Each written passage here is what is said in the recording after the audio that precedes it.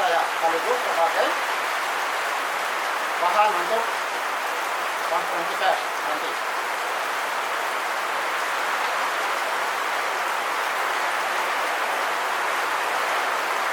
Konferensi pers Presiden Negara Federal Republik Papua Barat tentang pengajuan judicial review kepada Mahkamah Konstitusi di Jakarta. Pokok masalah adalah mengajukan keberatan adanya tindakan kekerasan selama ini berdasarkan pasal-pasal makar dalam KUHP untuk mempertahankan penganeksasian wilayah Papua Barat, mantan wilayah kolonial Netherlands New Guinea, dan menyatakan bahwa New York Agreement sebagai bentuk aneksasi lewat perjanjian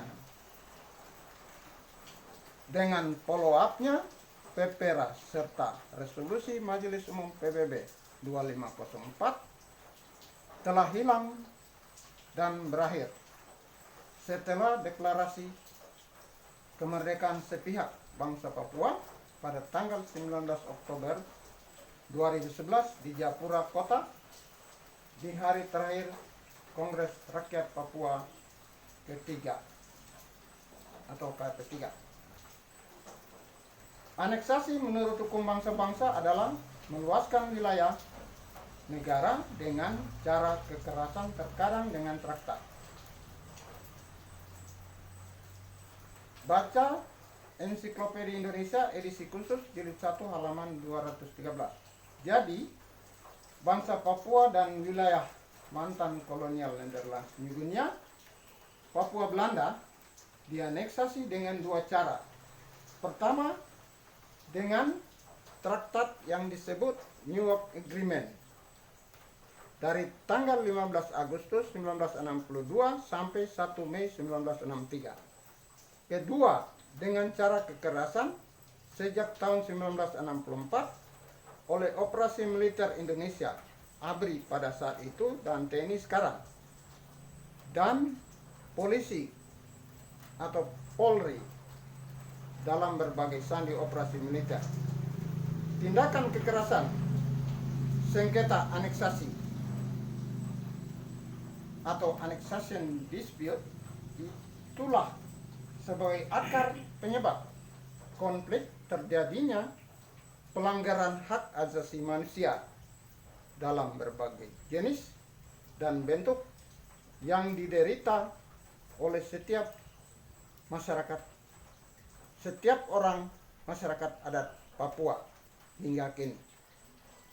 Alasan pokok adalah karena deklarasi sepihak kemerdekaan bangsa Papua 19 Oktober 2011 itu di dalam dirinya sendiri telah memenuhi syarat-syarat hukum umum internasional atau General International Law dan mengandung norma hukum peremptory norm atau jus cogens, artinya norma hukum yang tidak dapat diubah kecuali oleh norma jus cogens itu sendiri, sebagaimana diatur dalam Undang-Undang Republik Indonesia Nomor 24 Tahun 2000 tentang Perjanjian Internasional. Pasal 18 disebutkan perjanjian internasional berakhir apabila poin huruf F muncul norma baru dalam hukum internasional dan poin huruf G objek perjanjian hilang. Undang-Undang Nomor 24 Tahun 2000 tentang Perjanjian Internasional itu adalah bentuk ratifikasi Konvensi Wina tahun 1969 tentang hukum perjanjian antara negara-negara.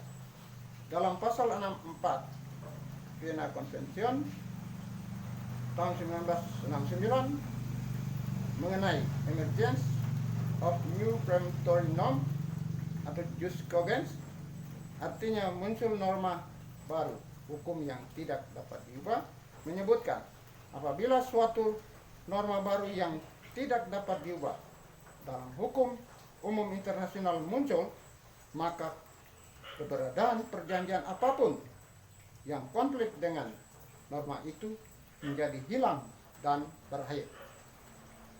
Dalam New York Agreement, bangsa Papua dan wilayah Papua, wilayah mantan kolonial Nederlands New Guinea, Papua Belanda, dijadikan objek perjanjian, tetapi setelah deklarasi sepihak Papua 19 Oktober 2011, secara otomatis telah mendapat predikat sebagai subjek hukum internasional yang dikenal dengan belligerent. Baca Damus Dumuli Agusman SHMA, Hukum Perjanjian Internasional, Analisa Teori dan Praktek Indonesia, halaman 10. Artinya, negara yang sedang berjuang untuk mendapatkan pengakuan dan peralihan kedaulatan. Pemerintah Indonesia dengan demikian telah mengikat diri kepada Konvensi Wina tahun 1969 itu lewat Undang-Undang Republik Indonesia Nomor 24 Tahun 2000. Maka itu New York Agreement dengan follow-up-nya hasil PPRA dan resolusi Majelis Umum PBB 2504 telah hilang dan berakhir. Petitum yang diusulkan, yang dikehendaki dalam dalam judicial review di Mahkamah Konstitusi itu intinya adalah penyelesaian sengketa aneksasi secara damai serta pengakuan dan peralihan kedaulatan dari Republik Indonesia kepada negara Federal Republik Papua Barat. Jika tidak bisa karena yang ditolak, maka akan dibawa lewat prosedur Mahkamah Internasional atau International Court of Justice ICJ di Den Haag, Netherlands. Tentu saja kita akan memenuhi persyaratan tertentu seperti ratifikasi atau dengan aksesi beberapa hukum internasional dan membuat deklarasi untuk mengakui serta menerima yurisdiksi Mahkamah Internasional, Dewan Keamanan PBB dan Majelis Umum PBB sebelum ke sana yang sedang disiapkan. Di sini no referendum sangat jelas. Kebetulan sekarang Indonesia sudah jadi anggota Dewan Keamanan Perserikatan Bangsa-Bangsa dan anggota Dewan Keamanan PBB. Sehingga Sekretaris Jenderal PBB tidak capek-capek mengundang Indonesia untuk hadir di sidang-sidang nanti untuk menyelesaikan masalah sengketa aneksasi Papua Barat dengan NRPB, selain masalah negara Palestina yang sangat rajin disuarakan oleh Menteri Luar Negeri Indonesia Retno Marsudi. Demikian, terima kasih. Japura, 12 November 2019, Presiden NRPB, Forkorus Jarus Sembut, SPD. Selesai.